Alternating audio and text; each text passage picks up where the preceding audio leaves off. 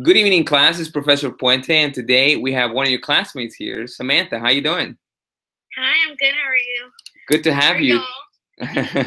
Thank you for joining us. This is our guest lecturer, which is it could be one of you guys. Let me tell you, she's doing this for her quiz grade, and you can also be part of not just this as a guest lecturer, but as a discussioner here, which we have your class on WhatsApp. If you want to know more about how to do this, just contact me, email me if you haven't already done it, and I'll take you through it. But overall, Samantha, can you tell us a little bit about you? Okay, well, I live in Northwest Houston. Okay. I'm 21. Okay. I love animals. My favorite color is red. Awesome. And yeah, that's it's most nice of to hear. me. Perfect to hear. And let me ask you a few questions. So, since this is a business class, what do you do? I work at bankruptcy. So I work for a trustee at a creditor's department. Wow, very interesting, because this course should be, especially with bankruptcy law, it's all about decisions, right? On how to make sure you're claiming the right items so the way your creditors don't go after you completely. Right. But very interesting information. I'm telling you, hopefully through these objectives, the one thing I would love for you to do is bring in your knowledge, your expert knowledge, your opinion on the matter according to the course, because this is what's beautiful about Lone Star College. I took my course at the University of Alabama, and let me tell you, no one really had much experience. I feel like in Lone Star College, a lot of you have experience.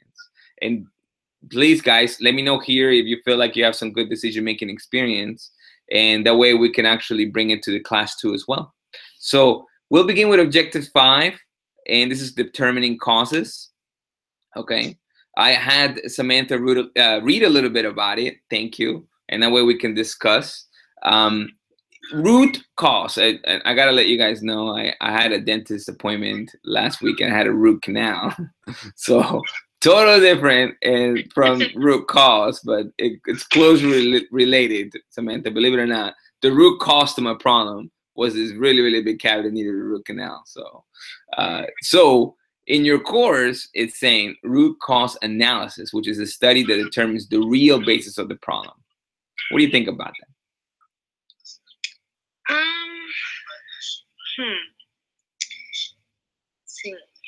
Let me guide you a little bit. So, do you ever feel like you have a problem and you may not know the real root cause? Yeah, many times. Right. Yeah. Do you feel more accomplished once you know the root cause and you're like, oh, you feel like you fixed it because you know what it actually the problem may be, right? Sometimes it can be. Okay, well, and that's kind of what your book is stating. You know, a lot of the times people don't know this, but the root cause is hard to find in situations. So you may have symptoms, causes, symptoms, trade-offs, and techniques, but the root cause is what can help you change the whole thing, so the way it could become better. So, and this is a blue. This term. They're on blue. I will always tell people to study them, because they're usually what the quiz are about. So, okay. So, symptoms. If we go to the next page, a symptom is the evidence of a change, such as a decrease in revenue. What's a symptom that you may know about that people may go through bankruptcy? A symptom of bankruptcy. A symptom? As in, like, they don't know it yet, but they may be going bankrupt. Symptoms.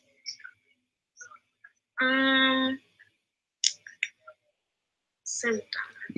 Maybe being late to credit card bills, right? Oh, of course. Yeah, that's a symptom that you start to see that, hey, people, like, so if I was a creditor lending people money, I would make sure that they're not late on their credit card bills, because that may be a symptom that they go into bankruptcy, right? So I have to be careful, right? So, well, oh, somebody said something. They said, when my car doesn't start done right away, I know the root cause. Okay, I guess maybe Joseph could go deeper into why that would be the root cause. So a cause is the reason or the origin of that change. So in this case, Samantha, let's say you think you're a creditor, so you're lending people money, right? And you see that the symptom is like, well, on their credit report, they're not really necessarily paying. Would you lend something to them knowing they're not paying their bills? No. Okay. I would. Yeah. Believe it or not, a credit card company does still. They just do it through higher interest rates. They're like, oh, I'll lend it. It'll be more expensive because I think you may not. The symptoms are showing that you may not pay it, right on time, right? The cost. What would be a cost of someone not being able to pay on time? They might not have money. Okay, that was good. They forgot. They forget easy to forget. So who usually forgets? People that usually forget. Younger people, they say forget, right? So as a creditor, you look at age too. You see, you look at age, so because it kind of shows maturity down the road. So you see how these companies try to look at symptoms and causes to get to the root causes. What they want is to be able to get paid back with interest, right? Yes. Look for more than one cause. So what's another cause besides the fact that, okay, you said two. You said they don't pay on time. What would be one multiple causes for someone not to pay a credit card bill?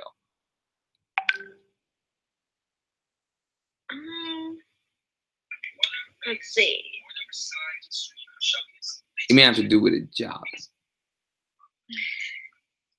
Who said that? It may have to do with a job. So they may, they may have been laid off of their job, right? Yes. So then that could be another cause of them not being able to pay on time. So you kind of try to see how that relates to the person, and then see more than one cause. Why do you think it's important to see more than one cause? Well,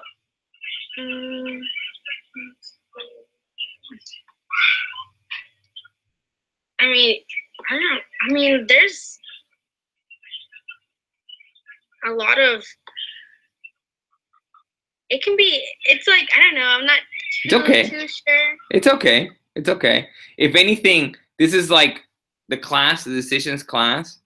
It kind of picks a little bit of your brain, and you think you know something, right? Like this one, you're like, why wouldn't there be more causes? Okay, of course.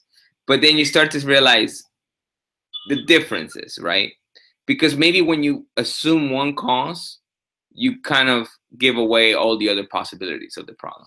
Okay, the whole course talks about problem solving. Okay, and believe it or not, you can place this into your personal life. This is not just business. But remember how you used to solve problems? How do you usually solve a problem, Samantha? You kind of assume, think about it, go to the next step. It depends on the situation. I can wing it. I can just think about it hard enough to, have a good outcome. Yeah, and that word wing that you said, it's so dead on. Most people wing it, or they go with the gut intuition. So the book is teaching you, okay, well, maybe don't. Because when you become a business manager, that may be so much to underline that you may have to be a little more systematic. In this case, no more than one cause. Hey, it may not be that the person's immature. It may just be he's unemployed. You see those two things? It helps. So consider the cost. Although you should identify the basis of a problem before solving it, attacking the root causes is not always the best approach. So let me give you a scenario, okay? Let's say the root cause for you to get to your friend's house is that the root cause of you not being able to get to your friend's house is that you don't have a good running vehicle. Would you fix that vehicle with the purpose of just going to your friend's house?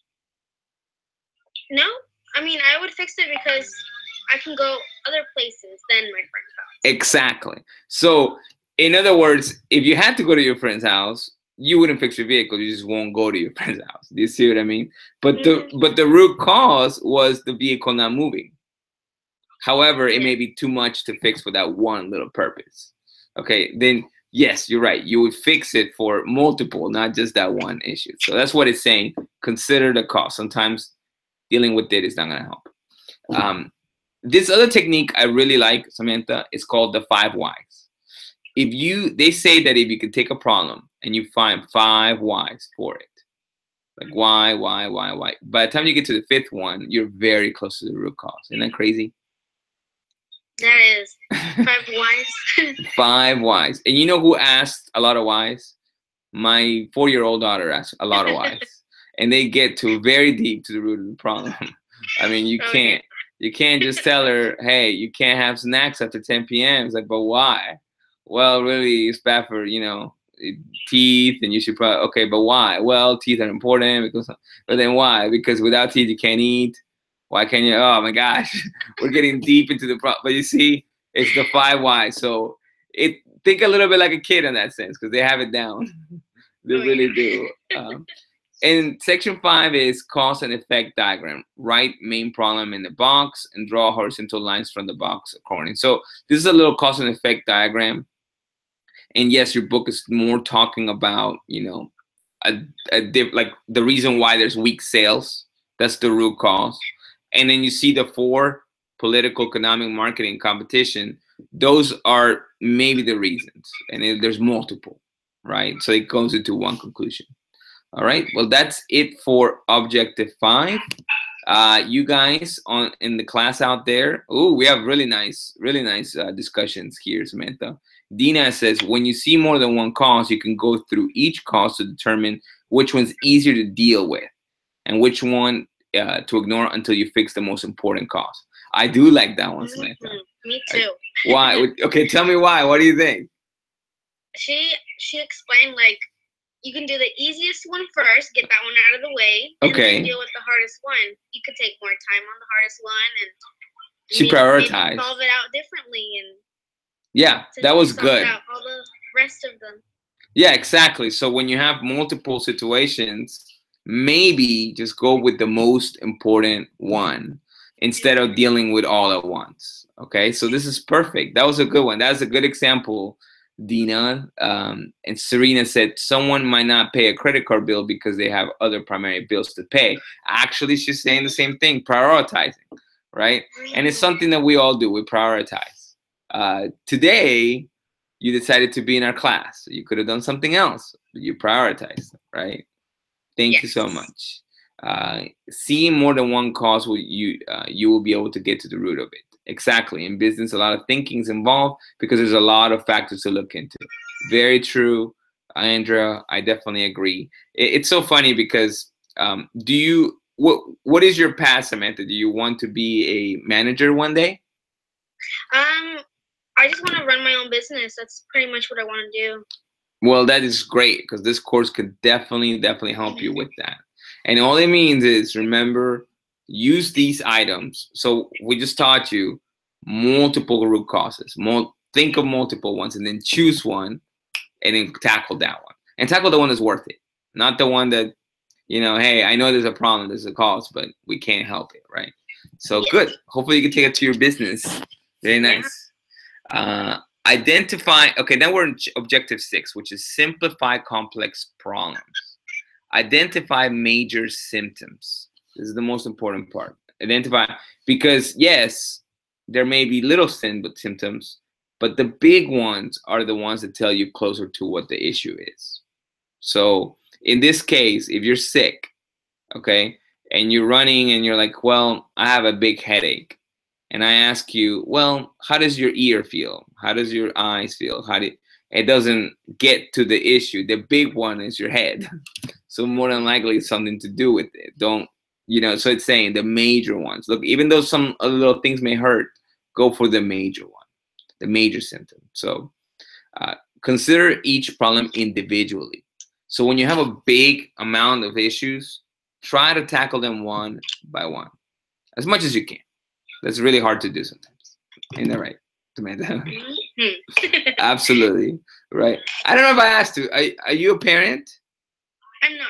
You're not. Well, I am. And let me tell you, that is very hard to do. One problem at a time. Because even if you have 2 kids, that's 2 different things you got to handle. So, hey, when you get there, remember that. One at a time, but that may be too practical for you. So, hey, but check this out. Rank the sum problems. Have you ever taken your problems in a day and just ranked them? Yeah. Ah. Do it first problem. Maybe subconsciously. Maybe subconsciously you're like, I know I have this issue, but I have this other one I'll take care of. So it's funny. That's actually the book telling you to do that. You just may do it subconsciously. So one day, if you have a situation, especially a business situation, the one thing I'll tell you guys in the class, write it down. Write down the situations. If you say, hey, this is everywhere, okay, write it down, rank the sub problems. This is 1, this is 2, this is 3. And then you start to tackle them one by one by one. And funny enough, you may get to a solution that way better. So, all right. And look for interdependencies. These issues that you're writing them one by one may actually be interdependent, meaning that they are related. Maybe you do have something that's related to another. So sometimes they're a little bit of a group of a problem that you can kind of do at once. Okay. So I'll give you one of my problems was I had to make sure I had the right, time frame for this dentistry that I had, right? So I made sure it was on a Tuesday. So it was interdependent with my job. I had to also make sure I'm able to move around. So because my family has to help me on this. So it was interdependent. I need someone to take care of me. Plus, I need to do it on a Tuesday so they interfere with class or work. And that's how they were interdependent. Family helping me and make sure it doesn't affect work. You see, so and delegate the sub problems. So the problem of me having to take care of my little ones, I delegated to my mom. Right? Hey, please help me with this problem. That sometimes helps. And then right, Samantha? Yes. Yeah, absolutely. Find helpers. Absolutely find helpers. And the word delegate, it's very business driven. Remember, we speak business terms, right? But really in real life world is help, have somebody for help. Ask someone for help, right? At the end of the day, don't try to do it on your own. Do you feel like you're a person? Okay, so there's 2 types of people, right? And this is not part of your course.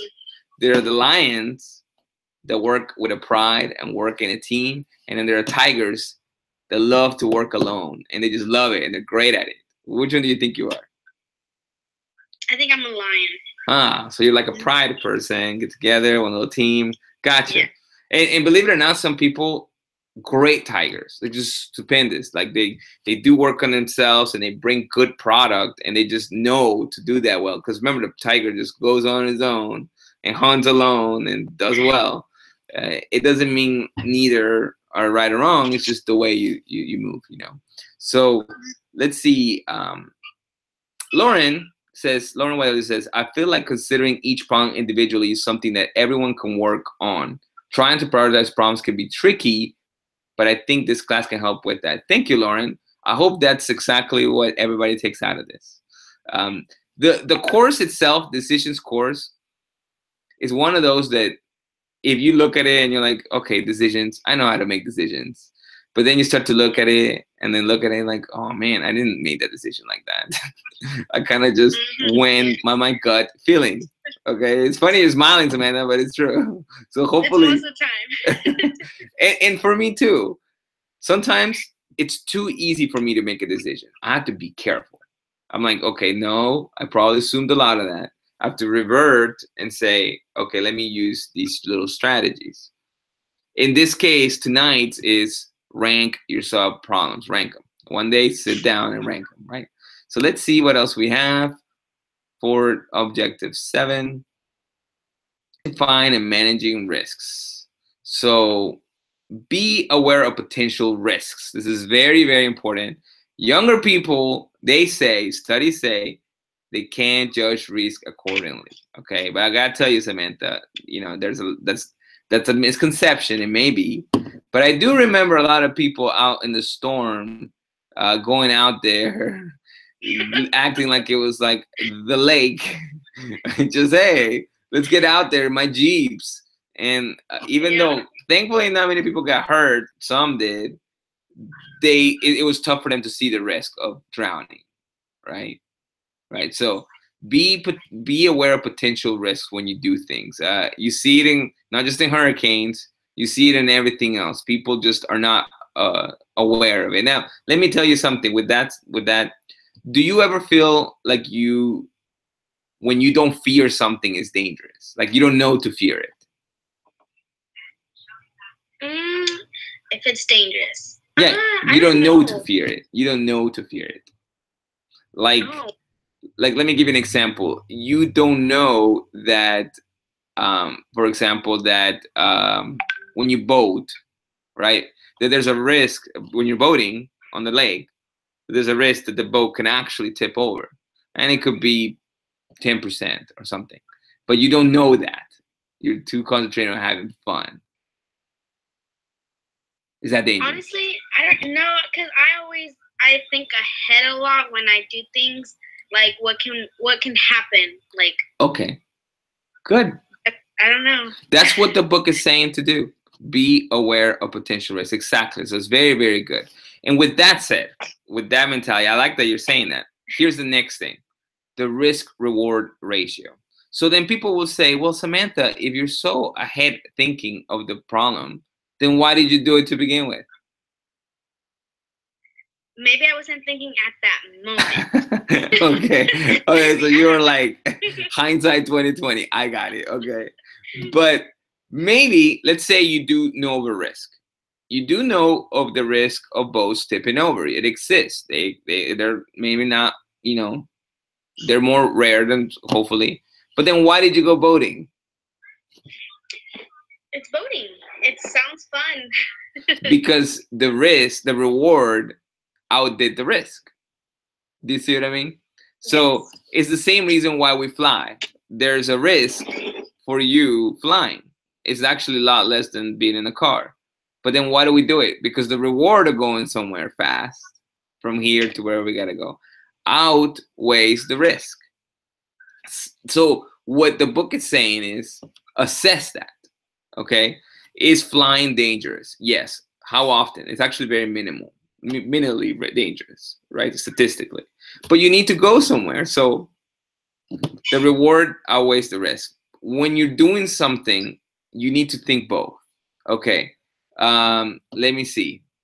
Should I be doing this or that? This is the number one thing I think people with DUIs need to assess. Hey, when you're drinking, there's a risk for you to hurt someone. And that reward, getting home, doesn't outweigh the risk of killing somebody. Do you get what I mean? So then that's the thing that people should assess correctly.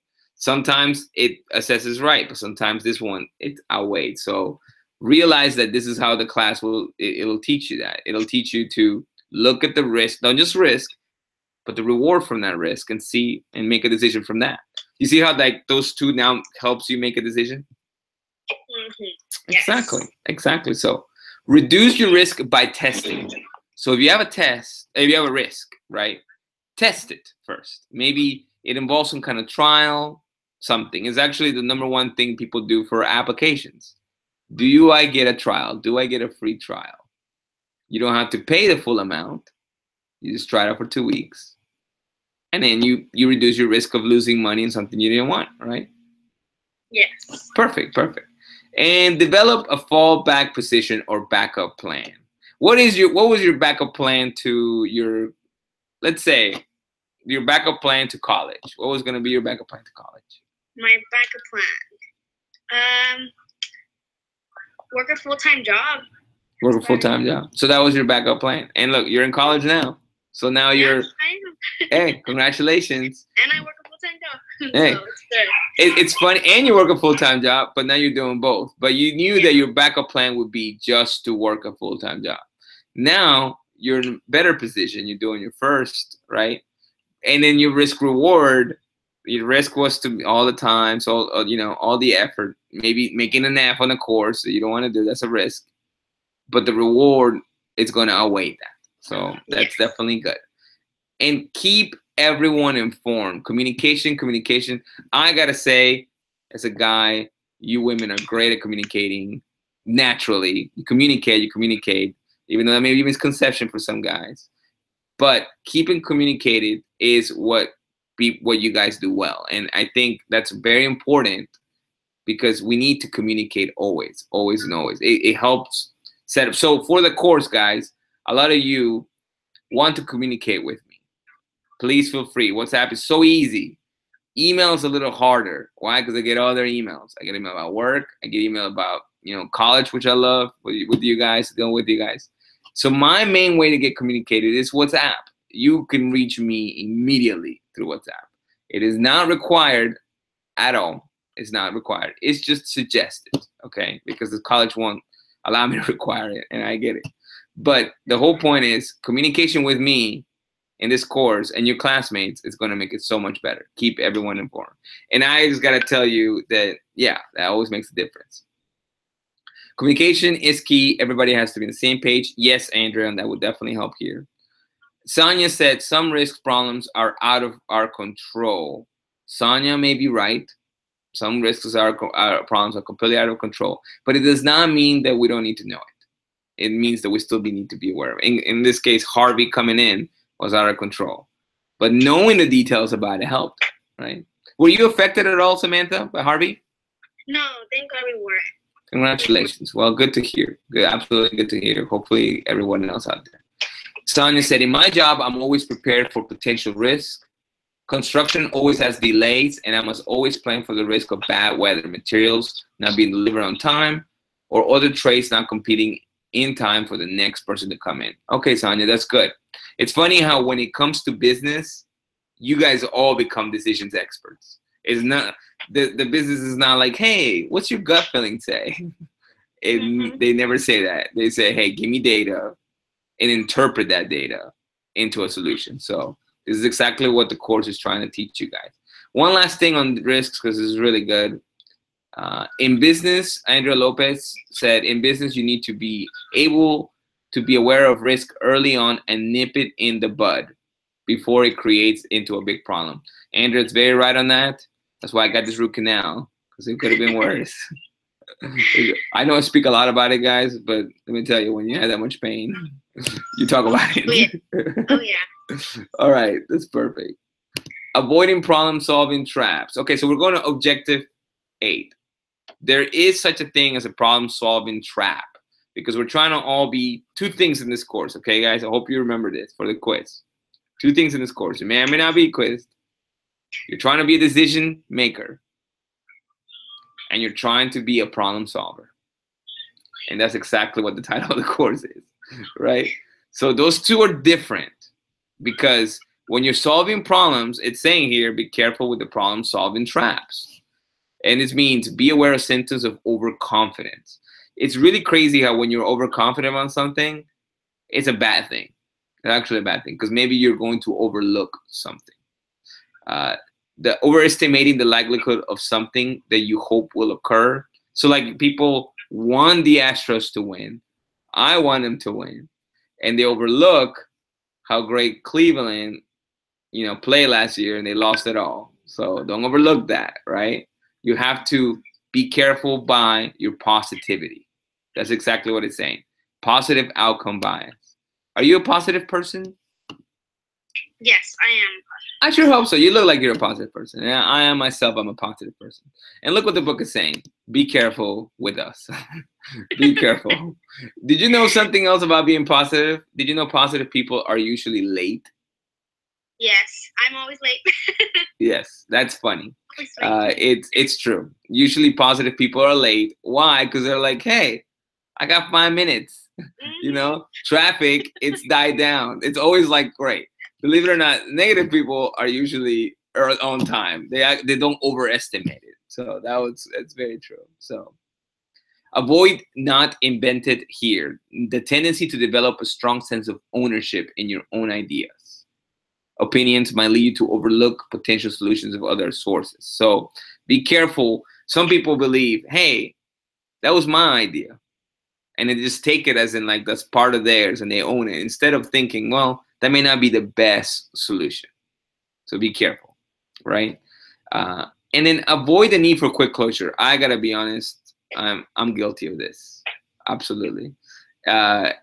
I try to close. I just want to close it. I want to be done with that problem. How about you? Do you sometimes just want to like close something and be done, close the book and try to. Yeah.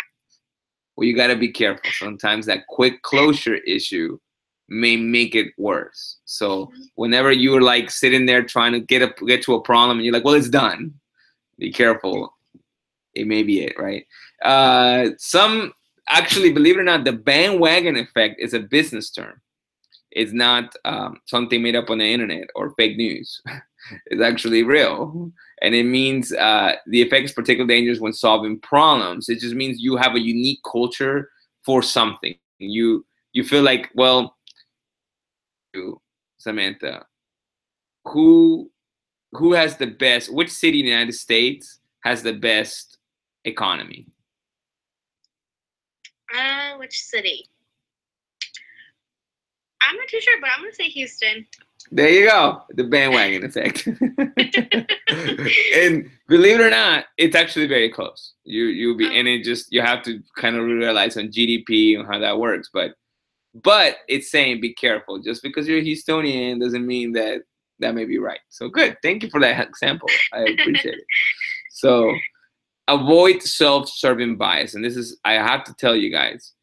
Anything that leads you to see a data that you most want it to appear. This is the most careful issue that's going on right now. I feel like there's two different sides. You know, one group wanting our president and the other group not wanting our president, right? And for some reason they don't see eye to eye. A lot of it has to do because these groups self-serve themselves. So when they want issues about our president, they find it all of a sudden because they're looking for it. When you don't want issues about our president, or you want to support our president, then you find it and you look for it. This is what they're saying. Be careful with the self-serving bias. So imagine, Samantha, you go through Facebook and then you find something and you're like, I knew it. You copy and you paste it and you send it to your friend, right? Do you ever find yourself doing the opposite? Do you ever like, I was wrong on this. Let me send this to my friend. No, most of the time. No, most of the time, right? That's right. So it's saying, be careful with that because we're humans and we love to be right? And we love to. So every now and then, try to find evidence to see why you're wrong. It's okay to be wrong. You know, I know that my wife will never hear that, but right. But it's okay. So let's see what the class is saying. I've never been in a situation of risk like a hurricane. So I did not feel the risk until I saw the people being in risk. Okay, Arthur, right? Good that you got some experience from it, Arthur. That's very good. That's and some people have never seen hurricanes. This is my fourth, and yeah, it's something you need experience to learn from. Funny how different the business world is to everyday life. Andrea, I gotta say, it's not that different, believe it or not. It's actually a lot alike. The one thing business is, and I teach the business class as well. I think it's next semester I teach it. Business is based on interest. Okay, it's not necessarily based on money. Interest, and you'd be surprised how many people are interested in the world. So it works the same exact way. These decisions are all the exact same way. So when I say stop, be careful with your self-serving bias, is because you don't want to harm your decision. You want to have the right decision because it's in your right interest. So that's where it goes back to. So let's see. Cleveland is losing right now. Oh, thank you, Joseph. I didn't even know that. That hopefully that was a bad example, and we just see Houston completely win. I think it's true. Sometimes you don't know to fear something or what could or potentially go wrong.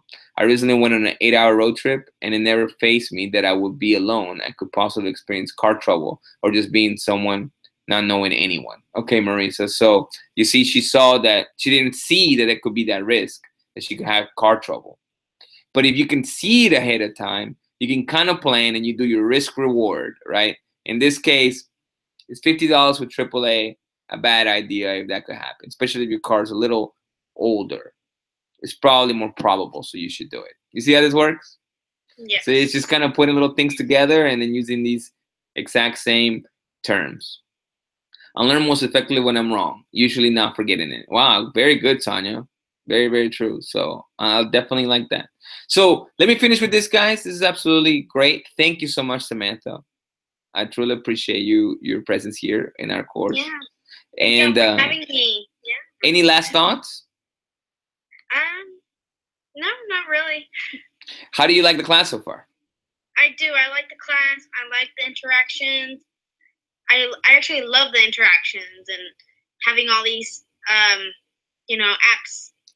Okay. So easy to get in contact with you. So and the classmates. So perfect. So, yeah. Perfect. I'm really I'm hoping that if anything, the information seeps in, so it's used more than just in the test, the quiz. I'm here for you guys on any information. I do want to clear something up, Samantha. I do get not tons, maybe about 3 or 4 people that have asked me, and they're like, "Hey, can you open up the modules, like 6, 7, 8, 9?" Because they want to knock it all out. And I gotta tell you, this course is not about knocking it out, because it has to be taught. It has to be given. You have your textbook. If you want to get ahead, open it up and just read it. But the truth is that we're trying to discuss it so we can use it and we can practice it. This is probably in your business course. This is one of the most important, because this is the one you probably will use. And whenever you become a manager, Samantha, your crew, hey guys, are you using your risk reward? Are you just using your self-serving bias? You look at all these little terms you learn with us, right? Yes. Thank you so much, and that's all, guys. I will post some questions for the quiz in a little bit here for those who participated, because I do that for those who are making it in. And that's it. If you want to join us next week, guys, out there in the class, in the D2L the class, just let me know. If you want to use D2L to do your discussion, that's absolutely fine and encouraged, and that is no problem. Okay, we'll see you next week. Bye, guys. Bye-bye.